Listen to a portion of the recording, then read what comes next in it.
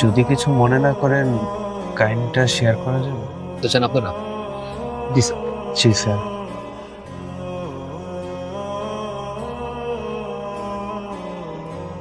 এই আপনি কি করলেন? আম সরি। কিসের চুরি?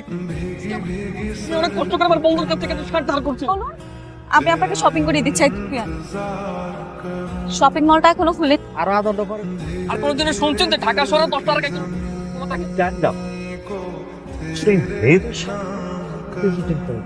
শার্ট গায়ে দিয়ে যে ইন্টারভিউতে আসতে পারে না, সে আবার চাকরি প্রত্যাশী।